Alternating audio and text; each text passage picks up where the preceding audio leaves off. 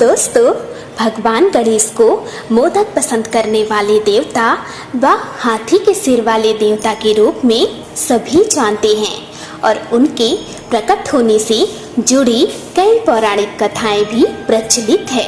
लेकिन बहुत से लोग इस बात से अवगत नहीं हैं कि उनकी दो पत्नियां कैसे हुई। आज हम इस वीडियो में इसी के बारे में बात करने वाले हैं। भगवान गणेश की दो पत्नियां कैसे हुई, तो चलिए शुरू करते हैं। भगवान गणेश भगवान शिव और देवी पार्वती के पुत्र हैं। हर कोई इस कहानी से परिचित है कि कैसे माता पार्वती ने भगवान गणेश को बनाया था, जो देवी पार्वती के स्नान के दौरान आगंतुकों को दूर रखा करते थे। भगवान शिव ने कैसे भगवान गणेश का सिर काटकर उसकी जगह हाथी का सिर लगा दिया था और अंत में भगवान गणेश में प्राण फूंक दिए। उन्हें शुभ नई शुरुआत के लिए आह्वान किया जाता है और उनसे प्रार्थना की जाती है और ऐसा माना जाता है कि उनके आशीर्वाद से उनके भक्तों को खुशी, समृद्धि और कौशल मिलता है। किंतु भगवान गणेश की दो पत्नियां कैसे हुई, इसके बारे में संपूर्ण जानकारी बहुत ही कम लोगों को है।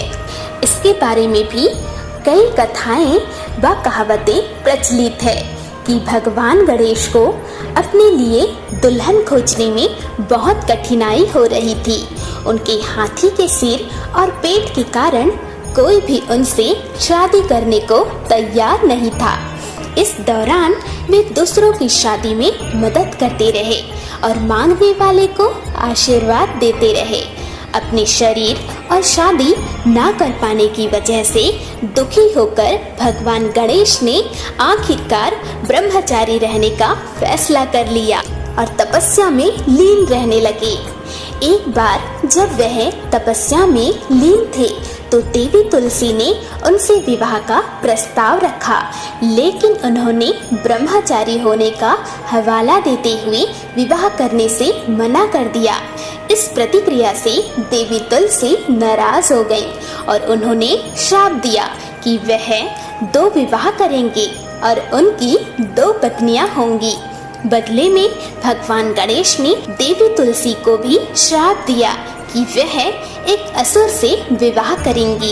इस घटना के बाद भगवान गणेश ने दूसरों के विवाह में जटिलताएं पैदा करना शुरू किया।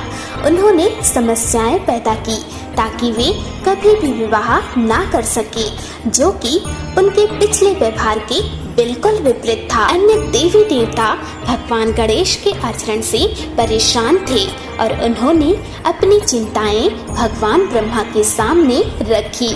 भगवान ब्रह्मा ने अपनी दो बेटियों रिद्धि और सिद्धि को भगवान गणेश के पास भेजा ताकि वह भगवान गणेश को रोक सके। भगवान ब्रह्मा ने गणेश से अनुरोध किया कि वे रिद्धि सिद्धि को ज्ञान दे और शिक्षित करें।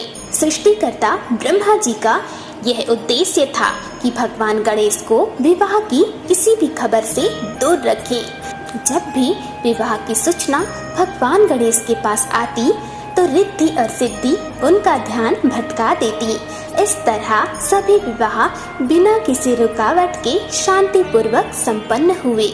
जब भगवान गणेश को इस बारे में पता चला तो उन्होंने रिद्धि और सिद्धि को श्राप देना चाहा, किंतु भगवान ब्रह्मा ने बचाव के लिए भगवान गणेश को रिद्धि और सिद्धि से विवाह करने का प्रस्ताव दिया, जिसे उन्होंने विनम्रता पूर्वक स्वीकार कर लिया। रिद्धि समृद्धि का प्रतीक थी, जबकि सिद्धि क्षमता का प्रतीक थी। दोनों को भगवान गणेश के दोनों ओर बैठे हुए आपने जरूर देखा होगा। भगवान गणेश द्वारा ऐसी दुल्हन की तलाश करने की कहानी जो उन्हें वैसे ही स्वीकार करे जैसे कि वे थे, व्यापक रूप से प्रचलित नहीं है।